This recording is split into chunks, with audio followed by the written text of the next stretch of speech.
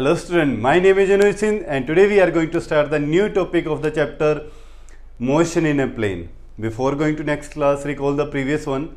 In previous lecture we discussed about the most important concept of relative velocity in two dimension, that is river boat problem और rain umbrella problem.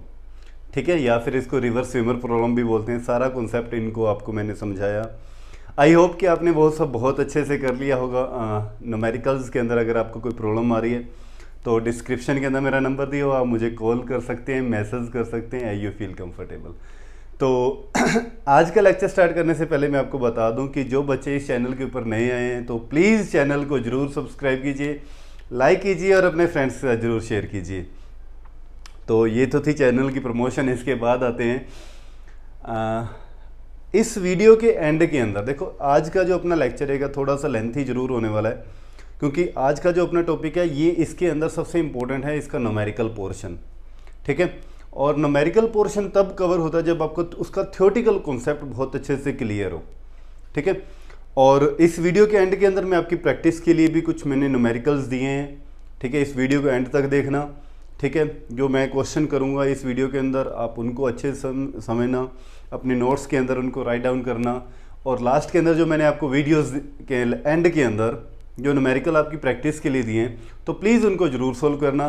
Problem आए तो मेरा number हाजिर है आपके लिए. ठीक है, तो आइए स्टार्ट करते हैं आज का लेक्चर के. अपना आज का जो अपना टॉपिक रहेगा वो मल्टीप्लिकेशन ऑफ वेक्टर्स के ऊपर आप बात करने वाले हैं. इससे पहले अपन ने वेक्टर को का एडिशन किया हुआ है ना, जो अपन ने triangle law of vector addition, polygon law of vector addition, parallelogram law of vector addition किए थे. आज हम करने वाले मल्टीप्लिकेशन ऑफ वेक्टर्स कि दो वेक्टर्स की आप मल्टीप्लिकेशन कैसे करते हो. तो दो वेक्टर की मल्टीप्लिकेशन जो होती है टू मेथड से होती है. फर्स्ट इज स्केलर और डॉट प्रोडक्ट, जो आज आप करने वाले हैं, स्केलर और डॉट प्रोडक्ट. सेकेंड मेथड आएगा नेक्स्ट लेक्चर के अंदर, वो है क्रॉस और वेक्टर प्रोडक्ट. कौन सा? क्रॉस और वेक्टर प्रोडक्ट. ये करने वाले नेक्स्ट लेक्चर के अंदर. ठीक है, तो आज सारा का सारा कवर करने वाले हैं स्केलर और डॉट प्रोडक्ट क्या होता है, इसकी प्रॉपर्टीज़ क्या होती हैं, इसके न्यूमेरिकल्स क्या होते हैं. सारा कॉन्सेप्ट आज एक ही वीडियो के अंदर कंप्लीट करने वाले हैं. ठीक है, हाँ जी. तो सबसे पहले तो स्केलर और डॉट प्रोडक्ट क्या होता है. देखो, इसके अंदर आपको सपोज कर लेते हैं दो वेक्टर दिए हुए हैं. Suppose this is a A vector and this is a B vector. ठीक है, ये दो आपको वेक्टर दिए हुए हैं और इनके बीच में ए टू बी जो ये एंगल है ये कितना है? थीटा है. कितना एंगल दिया हुआ है? थीटा दिया हुआ. तो जब भी आपको स्केलर प्रोडक्ट निकालना होता है, ठीक है, इसका नाम स्केलर ही क्यों पड़ा, इसके पीछे भी रीज़न है. रीज़न ये है कि जब भी आप दो वेक्टर को आपस में मल्टीप्लाई करो और आपको जो प्रोडक्ट मिले, जो दो वेक्टर को आप आपस में मल्टीप्लाई किया और जो दो उनका जो प्रोडक्ट मिला मल्टी का, वो क्या मिला? एक स्केलर क्वांटिटी मिली. ठीक है, देखो, अगर दो वेक्टर को आपस में मल्टी करते हो और वेक्टर ही मिलता है तो उसको आप वेक्टर प्रोडक्ट कहते हो, जो आगे करने वाले हैं. और दो वेक्टर को आपस में मल्टी करो तो एक स्केलर प्रोडक्ट मिले अपने को, जिसके पास ओनली क्या है? मैग्नीट्यूड है. ठीक है, तो इस टाइप के प्रोडक्ट को आप बोलते हो स्केलर प्रोडक्ट. ठीक है, समझ गए. दो वेक्टर्स को आप आपस में क्या करें? मल्टीप्लाई करें और अपने को जो रिजल्ट मिले वो एक स्केलर मिले, तो इस टाइप का जो प्रोडक्ट होगा that is called scalar product. ठीक है, अच्छा, देखो क्या करना होता है स्केलर प्रोडक्ट में. हमेशा दो वेक्टर्स को ऐड कर मल्टी कैसे करते हैं. जैसे ये मेरे पास ए वेक्टर है और ये बी वेक्टर है और दोनों के बीच में एंगल कितना बन रहा है? ए टू बी कितना है? थीटा है. तो जब मैं बी वेक्टर को रिजोल्व करूंगा तो बी वेक्टर के दो कंपोनेंट बनेंगे. बेस की तरफ कंपोनेंट बनेगा बी कोस थीटा और इसके परपेंडिकुलर कंपोनेंट बनेगा बी साइन थीटा. समझ गए इस चीज को.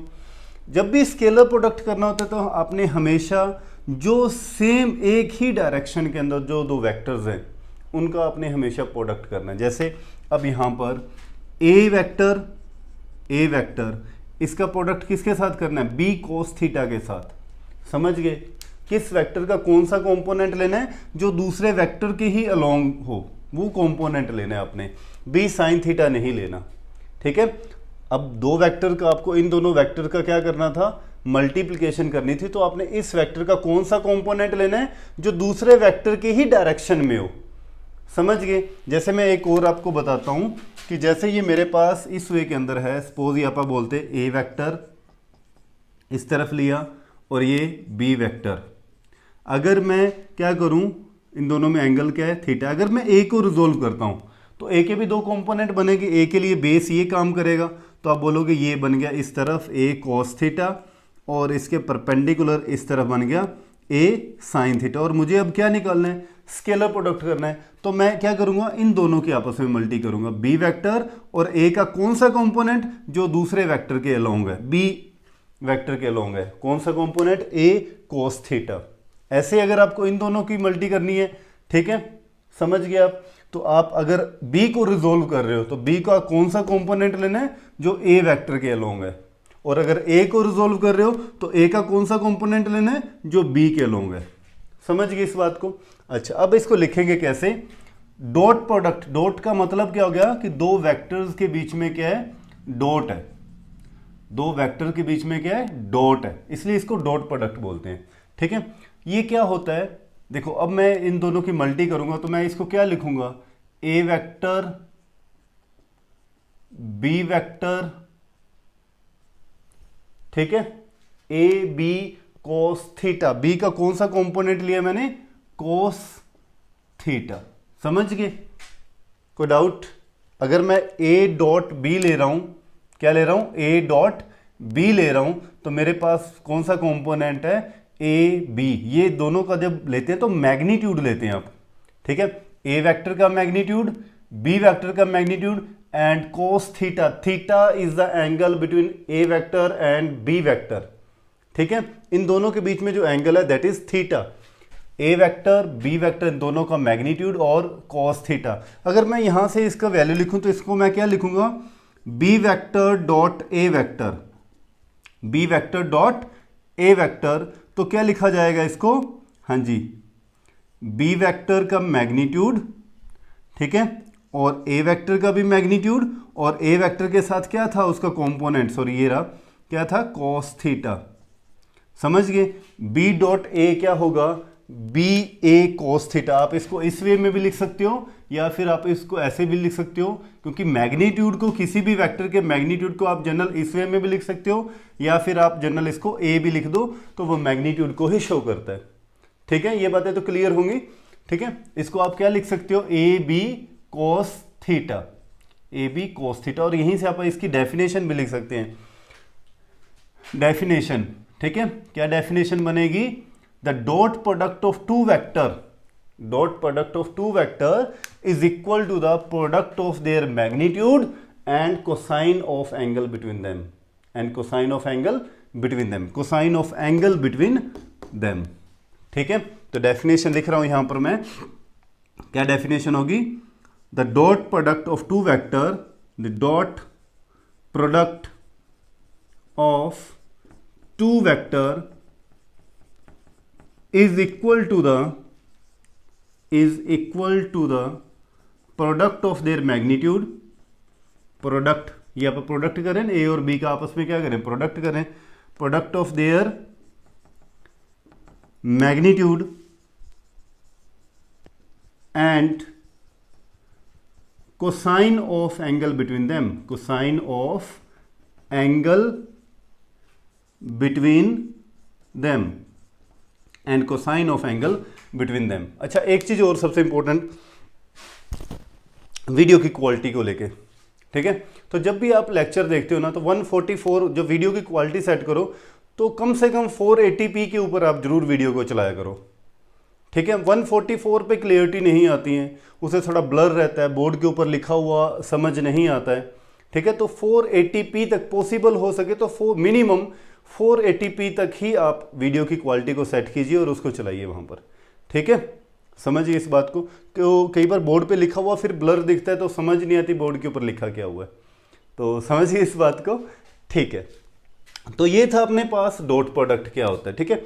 अब इसकी कुछ प्रॉपर्टीज होती हैं, प्रॉपर्टीज न्यूमेरिकल्स को सोल्व करने का कॉन्सेप्ट, ठीक है। तो फर्स्ट प्रॉपर्टी मैंने यहाँ पर 4 प्रॉपर्टीज लिखी हैं, इसके अलावा भी कुछ प्रॉपर्टीज हैं, तो स्पेस की प्रॉब्लम की वजह से मैं लिख नहीं पाया, लेकिन लिखता हूँ बाद में। पहले इन चारों को आप समझ लीजिए, ठीक है। तो फर्स्ट प्रॉपर्टी क्या है, the scalar product is commutative. Commutative property क्या होती है कि अगर आप ए डॉट बी करो या बी डॉट ए करो, ए डॉट बी या बी डॉट ए, दोनों की वैल्यू हमेशा सेम होगी, कोई फर्क नहीं होगा। जैसे अभी अपन ने निकाला ना, ये ए डॉट बी अपन ने निकाला, ए डॉट बी, ये अपन ने निकाला बी डॉट ए, ये निकाला बी डॉट ए। तो दोनों का मैग्नीट्यूड जब आप ले रहे हो तो उस वैल्यू के ऊपर कोई इफेक्ट नहीं पड़ता, दोनों का आंसर सेम ही आता है। ठीक है, तो A dot B always equal to B dot A, समझ गए। सेकंड क्या रहता है बेटे, जैसे डॉट प्रोडक्ट का मतलब क्या होगा कि 3 मल्टी 2 को करो या 2 को 3 से करो तो आंसर तो 6 ही आना है, मैग्नीट्यूड ही अपने को तो चाहिए। समझ गए इस बात को।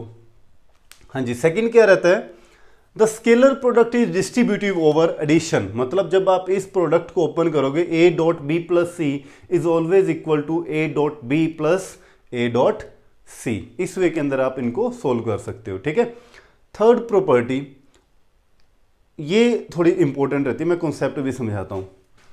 The scalar product of A vector with itself, किसी भी वेक्टर को उसके साथ ही अगर आप मल्टी कर रहे हो, उसके साथ ही अगर आप मल्टी कर रहे हो तो हमेशा आपको आंसर क्या मिलेगा, उसी वेक्टर के मैग्नीट्यूड का स्क्वायर मिलेगा। देखो कैसे, अगर इस तरह से आपने राइट कर ले तो मैं रेज कर रहा हूं, ठीक है, राइट कर लो, स्क्रीनशॉट ले लो। ठीक है, देखो कैसे, किसी भी वेक्टर को उसी के साथ ही मल्टी कर देते हैं अपन। ठीक है, तो वेक्टर इस तरफ चलते हैं अपन, ये ए वेक्टर है, इसको ए वेक्टर के साथ ही मल्टीप्लाई करना है।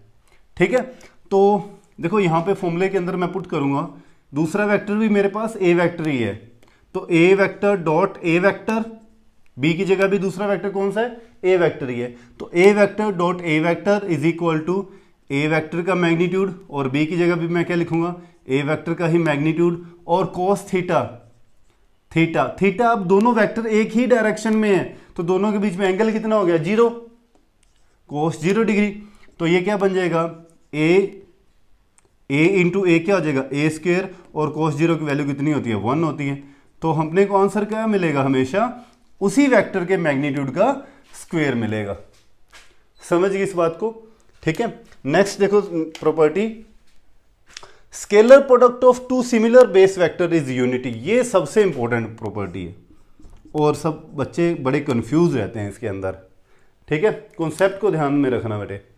कहता है जब भी स्केलर प्रोडक्ट करते हैं तो दो सेम वेक्टर्स का तो हमेशा आपको यूनिटी मिलती है, यूनिटी मतलब वैल्यू 1 मिलती है, और जब आप टू डिफरेंट बेस वेक्टर की मल्टीप्लाई करते हो तो हमेशा उसका आंसर आपको 0 मिलता है। देखिए कैसे, ये चीज भी समझना। ठीक है, कि यूनिटी बेस वेक्टर की यूनिटी क्या होती है, आपको मैंने समझाया था कि एक्स एक्सिस के लॉन्ग, ये अपने पास इस वे के अंदर एक्स एक्सिस, वाई एक्सिस, और ये अपने पास क्या होती है, जेड एक्सिस। समझ गए इस बात को। चलो मैं इसको इस वे के अंदर बना देता हूँ, इस वे के अंदर थोड़ा इजी रहेगा समझ। ये वाई एक्सिस और ये जेड एक्सिस। एक्सिस की तरफ आप यूनिट वेक्टर क्या लेते हो, आई कैप, वाई एक्सिस के लॉन्ग आप क्या लेते हो, जे कैप, और जेड एक्सिस के लॉन्ग आप क्या लेते हो, के कैप। ठीक है, अगर आप ये बेस वेक्टर हैं, आई वेक्टर, जे और के, ये ऑल आर बेस वेक्टर। ठीक है, अगर आप आई कैप की आई कैप के साथ ही मल्टीप्लाई करते हो, आई कैप तो इसी तरफ ही होगा ना, समझ गए। तो अगर आप आई कैप की आई कैप के साथ मल्टीप्लाई करोगे तो दोनों में एंगल कितना होगा, 0, और फॉर्मूले में पुट करो तो ये क्या बनेगा, आई इंटू आई कोस 0। समझ गए। और आई कैप क्या होता है, यूनिट वेक्टर्स होते हैं। ये यूनिट वेक्टर्स की वैल्यू कितनी होती है, नाम ही यूनिट है, और यूनिट वेक्टर क्या होता है, जिनका मैग्नीट्यूड 1 हो। आई बात समझ में। तो आप यहां पर लिखोगे magnitude of unit vector into magnitude of unit vector into cos theta, cos theta, theta is a 0 degree क्योंकि दोनों के बीच में 0 है, तो यूनिट वेक्टर की वैल्यू होती है 1, 1 इंटू 1, तो ये क्या है, कोस 0 की वैल्यू भी क्या होती है, 1, तो आपको आंसर क्या मिलेगा, 1 मिलेगा। ठीक है, ऐसे अगर आप जे की जे के साथ ही डॉट प्रोडक्ट निकालोगे कि एक वेक्टर जे है उसी के बेस के साथ ही उसको करिया, तो ये क्या बनेगा, जे वेक्टर डॉट जे वेक्टर का मैग्नीट्यूड, है ना, समझ गए, और कोस 0, और यूनिट वेक्टर का मैग्नीट्यूड क्या होता है, having magnitude 1, 1 into 1 into cos 0, तब भी आपको 1 मिलेगा। ऐसे ही के डॉट के भी निकालोगे तो आपको उसका आंसर भी क्या मिलने वाला है, 1 मिलने वाला है। ठीक है, तो यही बात की है कि स्केलर प्रोडक्ट जब भी दो वेक्टर सेम बेस का होगा तो आपको हमेशा क्या मिलेगी, यूनिटी मिलेगी। मतलब आई डॉट आई करो, जे डॉट जे निकालो, या के डॉट के की वैल्यू हमेशा 1 होती है। ये बात को दिमाग के अंदर रखना बेटे, और सबसे इंपॉर्टेंट है ये I dot I, J dot J और के डॉट के की वैल्यू हमेशा 1 होती है। ठीक है, अब इसके बाद अगर मैं आई की जे के साथ मल्टीप्लाई करता हूँ, आई की जे के साथ, तो दोनों में एंगल कितना हो गया 90, दोनों में एंगल कितना हो गया 90। अगर मैं यहाँ पर वैल्यू पुट करूँ फिर इसकी, और मैं निकालता हूँ आई डॉट जे, तो मैं क्या लिखूंगा आई कैप डॉट जे कैप, इन दोनों का मैग्नीट्यूड और साथ में कोस 90। आई कैप का मैग्नीट्यूड भी 1 है क्योंकि यूनिट वेक्टर है, जे भी यूनिट वेक्टर है, मैग्नीट्यूड 1 है, और कोस 90 की वैल्यू क्या होती है 0, तो 0 से आप मल्टीप्लाई करोगे तो क्या आ जाएगा 0।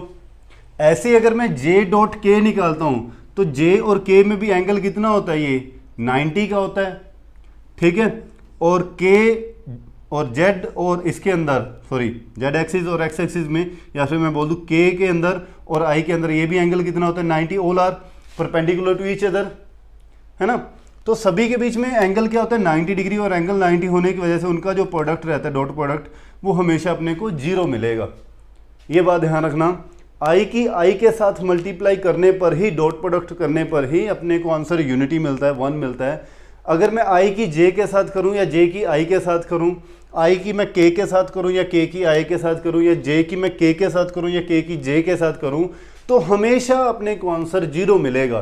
क्यों मिलेगा? क्योंकि एंगल 90 हो जाता है, 90 होती है, cos 90 की वैल्यू क्या हो जाती है 0 हो जाती है। इस कॉन्सेप्ट को बेटे दिमाग के अंदर ना सेट कर लेना, आगे मार नहीं खाओगे आप। ठीक है, अगर आप कॉन्सेप्ट से चलोगे तो। ठीक है, क्लियर है यहाँ तक? तो ये थी 4 प्रॉपर्टी, प्लीज इनको राइट कर लीजिए। इसके बाद आता हूँ मैं 5th प्रॉपर्टी के ऊपर। कर लिया राइट? ठीक है, अब इसकी 5th प्रॉपर्टी क्या रहती है?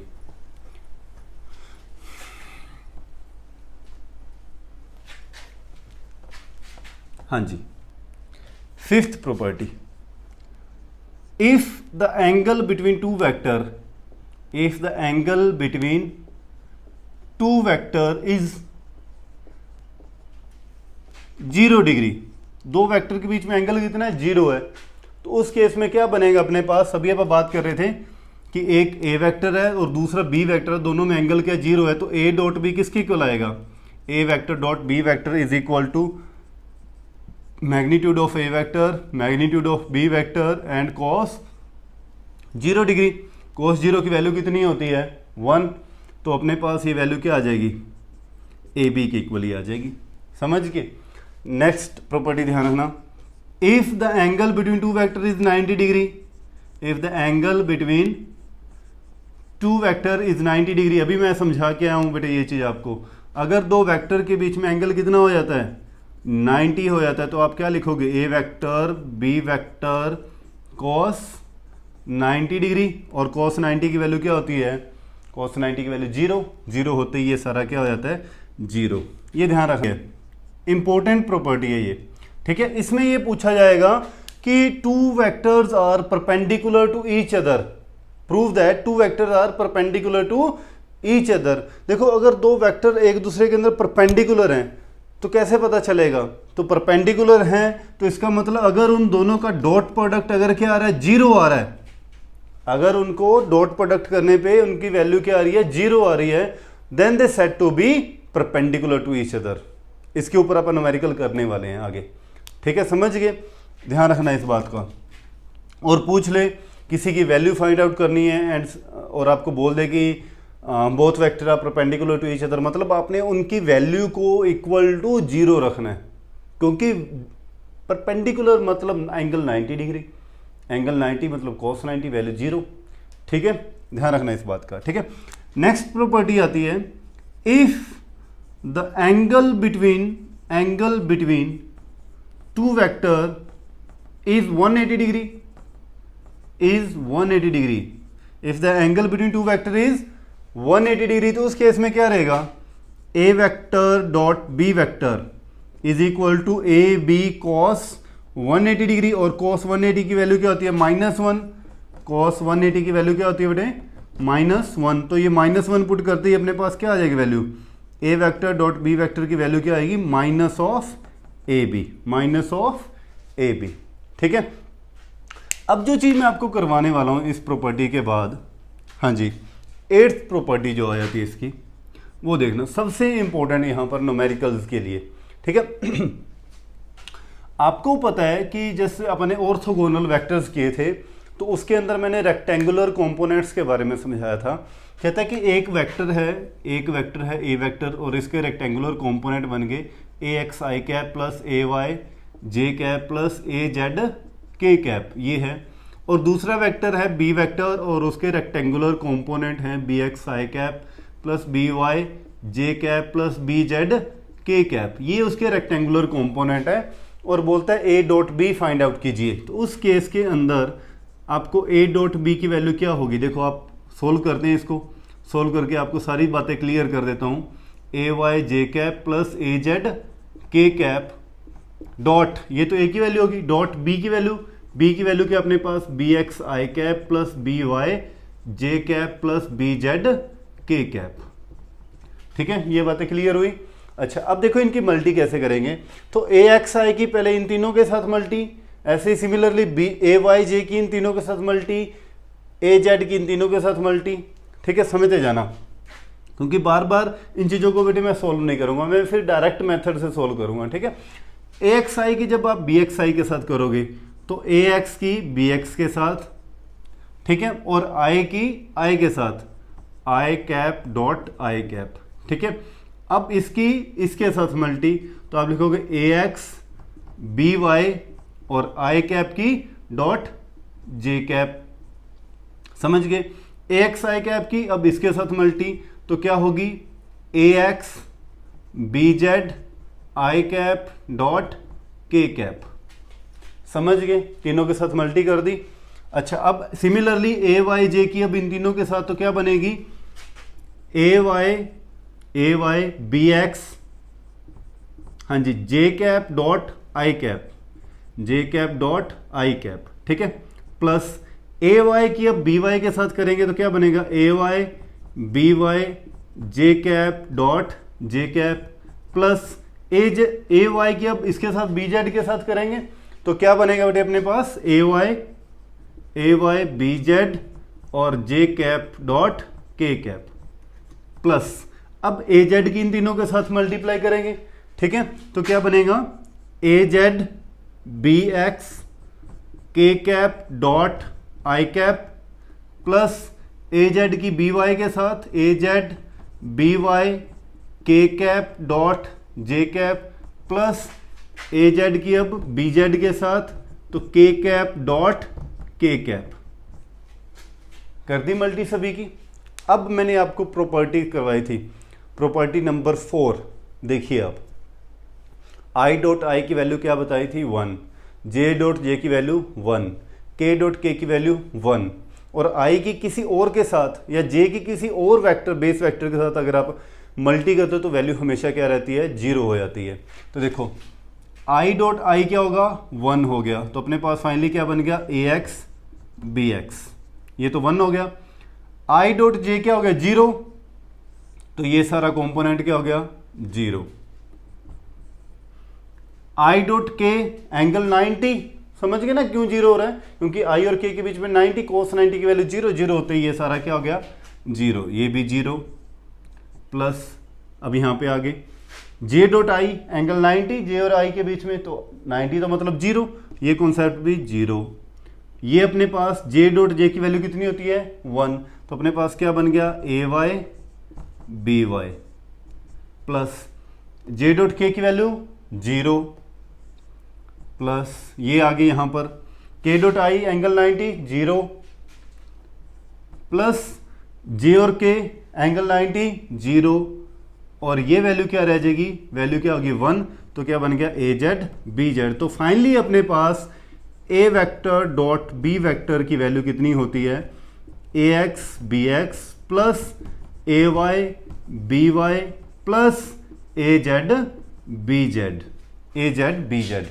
आगे जब भी मैं न्यूमेरिकल सोल्व करूंगा तो मैं डायरेक्ट यही आंसर लेके चलने वाला हूं, ए एक्स बी एक्स प्लस ए वाई बी वाई प्लस ए जेड बी जेड को लेके सोल्व करने वाला हूं। ठीक है, तब मैं फिर ये सारा कुछ सोल्व करने की अपने को जरूरत नहीं है।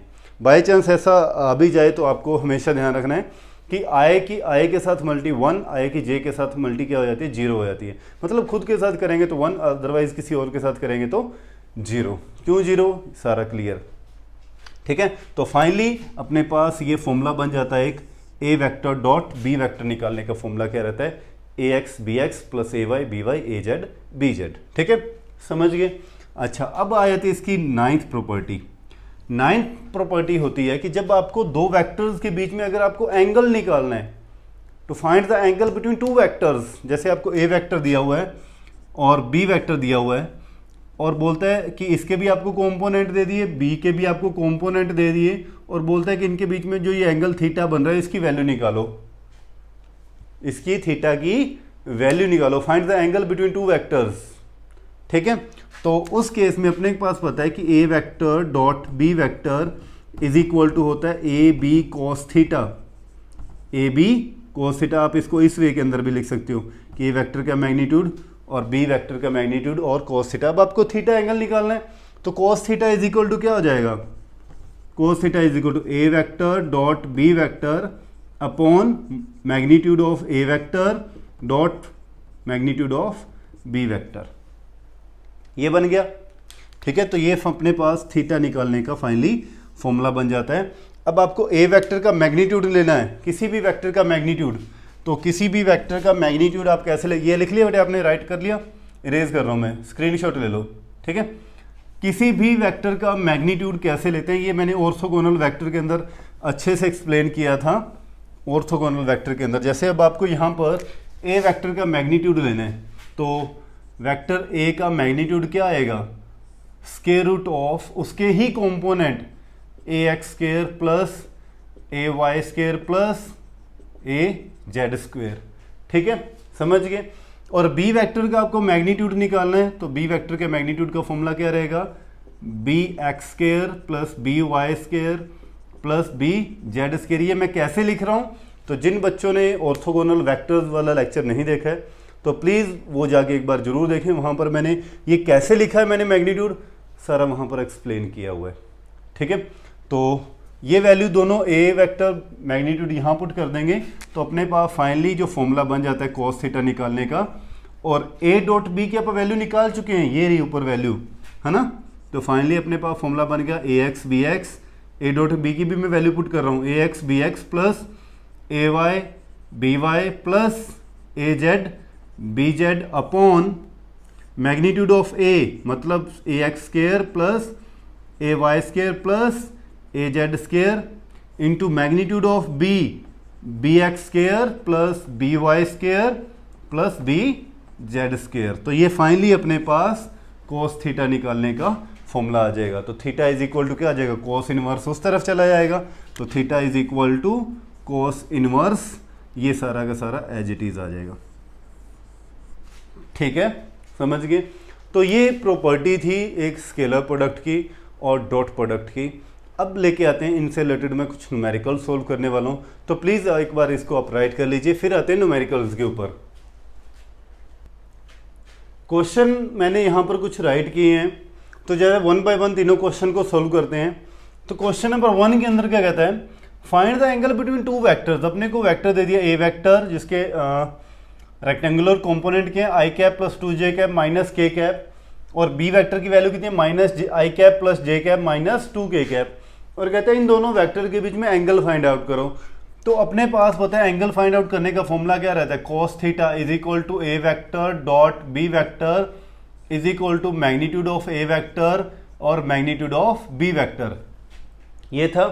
और a vector dot B vector क्या था, ए एक्स बी एक्स। देखो मैं फॉर्मूला चलो पहले लिख देता हूँ, ए x B x plus A Y B Y plus A Z B Z upon a vector का मैग्नीट्यूड, ए वेक्टर का मैग्नीट्यूड मतलब ए एक्स स्क्वायर प्लस ए वाई स्क्वायर प्लस ए जेड स्क्वायर, और बी का मैग्नीट्यूड क्या था, b x square b Y square और plus B Z square, ये था।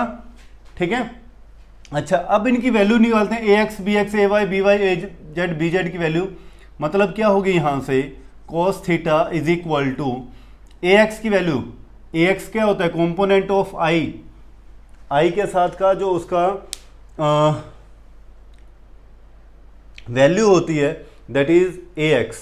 ठीक है, तो यहाँ पर इसकी वैल्यू कितनी है, 1 है, यहाँ पर क्या है -1, तो 1 इंटू -1, ठीक है, प्लस ए वाई 2 और इधर जे का कॉम्पोनेंट के 1 है तो आप क्या लिखेंगे 2 इंटू 1 प्लस ए जेड -1 और ये वैल्यू कितनी है -2 upon modulus magnitude of A vector निकालना है। तो मैग्नीट्यूड ऑफ ए वेक्टर क्या होगा, रूट ऑफ 1 का square plus 2 square plus -1 square, समझ गए ना, ठीक है। और ऐसे ही बी का मैग्नीट्यूड लेना है आपने, तो नेगेटिव साइन हो तो साथ ही इंडिकेट करना है आपने, ठीक है। तो -1 स्क्वायर प्लस 1 स्क्वायर और -2 स्क्वायर, ठीक है, समझ गए। तो ये फाइनली अपने पास क्या बन गया, -1 प्लस 2 प्लस 2, -1 प्लस 2 प्लस 2, ठीक है, अपॉन ये कितना हो गया 1 प्लस 4 प्लस 1 √6 और ये भी कितना हो गया 1 प्लस 1 प्लस 4 √6 इंटू √6, ठीक है। तो ये अपने पास कितना बन गया 4 - 1 कितना 3 बाय √6 की √6 के साथ करोगे तो कितना आएगा 6। तो ये आ जाएगा अपने फाइनली, यहाँ करने वाला हूँ एक बार मैं, तो ये आ जाएगा 3/6 cos theta is equal to आ गया, cos theta is equal to 3/6, तो 3/6 मतलब 1/2, तो थीटा इज इक्वल टू आ जाएगा कोस इनवर्स 1/2 और कोस इनवर्स 1/2 कोस थीटा 1/2 कितने एंगल पे होता है 60 डिग्री पे, तो थीटा की वैल्यू कितनी आ जाएगी 60 डिग्री, जो अपने को फाइंड आउट करना था, ठीक है। तो सबसे पहले आप फॉर्मूला ध्यान रखा करो कि फॉर्मूले के अंदर अपने को क्या क्या चीज़ें चाहिए, उसके अकॉर्डिंग उनकी वैल्यू निकालो। जैसे मुझे यहाँ पर पता है कि मुझे ए डॉट बी पहले चाहिए, तो ए डॉट बी का फॉर्मूला मेरे पास है AX BX plus AY BY AZ BZ निकाल दिया। फिर मुझे उनका क्या चाहिए, मैग्नीट्यूड भी चाहिए, तो ए का मैग्नीट्यूड मैंने निकाल लिया, बी का मैग्नीट्यूड निकाल लिया, फिर वैल्यू को यहाँ पुट कर दिया, सभी को सोल्व किया तो cos theta is equal to आ गया 1/2। तो मुझे पता है कि cos थीटा 1/2 कितने एंगल पे होता है, तो थीटा की वैल्यू 60 डिग्री, तो ये एंगल आ गया दो वेक्टर्स के बीच में, समझ गए। अब आते हैं सेकंड क्वेश्चन के ऊपर, ठीक है, कर लिया राइट, रेज करो मैं इधर से, ठीक है। तो सेकंड क्वेश्चन क्या कहता है, बारिश पड़ रही है आज, बाहर मौसम बहुत बढ़िया हो रहा है ना, तो एक +1 वाले बच्चों से थोड़ी सी बात करनी थी। देखो वीडियो आपको लाइक करे तो प्लीज़ कमेंट जरूर कीजिए इस वीडियो के बारे में, अगर अच्छा लगी है या नहीं लगी है आपको अगर अच्छी लगती है तो प्लीज़ लाइक कीजिए, कमेंट कीजिए, और अच्छी नहीं लगती है तब भी कमेंट कीजिए कि सर ये कमियां रहेगी इस वीडियो के अंदर, है ना। तो कमेंट जरूर कीजिए, लाइक कीजिए, और अच्छा लगता है, उससे थोड़ी सी मोटिवेशन मिलती है और बढ़िया करने की होती है, ठीक है। तो थैंक यू सो मच, आओ वापस। तो प्रूव दैट ए वेक्टर और B vector are perpendicular to each other. Perpendicular का मतलब क्या है कि ए vector perpendicular to each other का मतलब क्या है कि ए वेक्टर डॉट बी वेक्टर जब आएगा तो ए बी cos 90, ये बात होगी। अच्छा, A vector i cap plus 2j cap plus 3k cap, ये आई वेक्टर है, डॉट बी वेक्टर कितने हैं plus 2i cap minus j cap, ठीक है, इक्वल टू cos 90 की वैल्यू क्या होती है 0, तो ये अपने पास इक्वल टू क्या आ गया सारा 0। अब इसको सोल्व करते हैं, ये वैल्यू 0 आनी चाहिए, अगर ये 0 आ जाती है इसको सोल्व करने पे left hand side equal to right hand side, then prove हो गया अपने पास, ठीक है। तो देखो आई की आई के साथ मल्टी करेंगे, क्योंकि आई के बाकी किसी के साथ करेंगे तो 0 हो जाएगा, आई की आई के साथ करेंगे तो कितना आएगा 1 मल्टी 2, ठीक है, ये डॉट है बीच में, हाँ जी। और अब जे की जे के साथ करेंगे तो कितना आएगा, प्लस जे की जे के साथ करेंगे तो 2 मल्टी जे की वैल्यू कितनी है -1, तो के की किसके साथ करेंगे, के तो है ही नहीं, तो ये तो ऑलरेडी 0 है, तो ये कितना आ जाएगा 2 - 2 इक्वल टू 0, तो क्या आ गया अपने पास 0, वैल्यू सारी 0 आते ही सारा left hand side equal to right hand side, prove that कि ए vector and B vector both are perpendicular to each other, ठीक है। अब इसी कॉन्सेप्ट से रिलेटेड ये थर्ड क्वेश्चन और है। थर्ड क्वेश्चन में क्या कहता है, find the value of lambda so that the vector a and b are perpendicular to each other. मतलब आपके पास यहाँ पर भी आपको कॉन्सेप्ट दिया है कि ए डॉट बी जब निकालोगे तो उसकी वैल्यू क्या आएगी 0 आएगी। ए डॉट बी परपेंडिकुलर है ना, तो उनकी वैल्यू हमेशा अपने को क्या मिलेगी 0 मिलेगी। तो ए वेक्टर का मैग्नीट्यूड कितना है मेरे 2i कैप प्लस लैम्डा जे कैप प्लस के कैप, अपने को लैम्डा की वैल्यू यहाँ पे निकालनी है, डॉट बी का अपने पास वैल्यू कितनी है 4i कैप माइनस 2 जे कैप माइनस 2 के कैप इक्वल टू क्या आ गया 0 के। अब i की मल्टी ओनली i के साथ, क्योंकि i की j के साथ हमेशा क्या हो जाता है 0, i की k के साथ 0, ऐसे ही j की k के साथ, j की i के साथ। समझ गए ना, ये सारी बातें मैं क्लियर कर चुका हूँ आपको। तो 2 की मल्टी इसके साथ करोगे तो कितना आएगा 8, i डॉट i साथ में लिखने की जरूरत नहीं क्योंकि वो ऑलरेडी 1 हो जाता है, ठीक है। अब ऐसे प्लस लैम्डा की j की कंपोनेंट की j के साथ तो कितना आएगा माइनस 2 लैम्डा, माइनस 2 लैम्डा। अच्छा k की अब k के वाले के साथ करोगे तो क्या आएगा -2 इक्वल टू 0, ठीक है। तो ये कितना आ जाएगा 8 माइनस 2 कितना है 6 minus 2 lambda is equal to 0, तो 2 लैम्डा उस तरफ चला जाएगा प्लस का, then lambda is equal to 6/2 कितना आ गया ये 3, तो लैम्डा की वैल्यू कितनी आ गई 3। तो इस वे के अंदर आपके पास न्यूमेरिकल आएंगे, ठीक है, आपको सोल्व करने होंगे। और इस वीडियो के एंड के अंदर मैंने आपकी प्रैक्टिस के लिए कुछ न्यूमेरिकल्स भी दिए हैं। आई होप कि आपको ये लेक्चर समझ में आ गया होगा। तो थैंक यू सो मच, अपना ध्यान रखिए, घर पे रहिए, सुरक्षित रहिए, जय हिंद।